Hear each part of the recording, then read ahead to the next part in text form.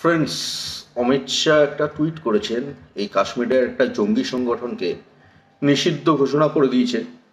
যেটা হচ্ছে গিয়ে তেহরিকি হরিয়াত এই নামে একটা জঙ্গি সংগঠন নিষিদ্ধ করে দিয়েছেন অমিত শাহ।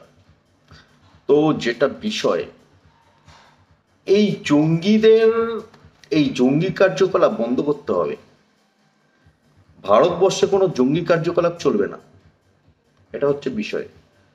জঙ্গিদের পাশে নেই, ঠিক আছে? জঙ্গিদের পাশে কেউ নেই, ভারতবর্ষের কাউকেই পাবে না এই জঙ্গিরা তাদের পাশে থাকার জন্য। এটা মাথায় ঢুকিয়ে নি। তো এই জঙ্গিদের নীতি চেঞ্জ করতে হবে, ভারতের ক্ষতি করব, হ্যাঁ, এই সমস্ত নীতি চেঞ্জ করতে হবে, পরিবর্তন করতে হবে। এই সমস্ত নীতি যদি এখনো যদি মাইন্ডে নিয়ে রাখে, তাহলে এই দেশে থাকতে হবে না।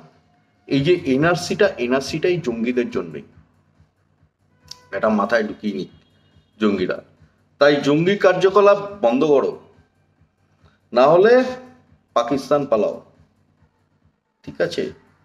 ভারতে থাকতে হলে জঙ্গি কার্যকলাপ বন্ধ করতে হবে। ভারতে যদি শান্তি মতন থাকতে চাও, জঙ্গি কার্যকলাপ বন্ধ করো আর ভারতের উন্নতির পথে এগিয়ে চলো, ভারতবর্ষের অগ্রগতির পথে এগিয়ে চলো, ভারতবর্ষের উন্নতি হবে সেদিকে এগিয়ে চলো।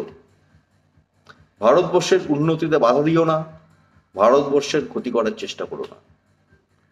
ভারতবর্ষের যে উন্নতিতে বাধা দেবে, যে ক্ষতি করার চেষ্টা করবে ভারতবর্ষের, তার অবস্থা কি হবে?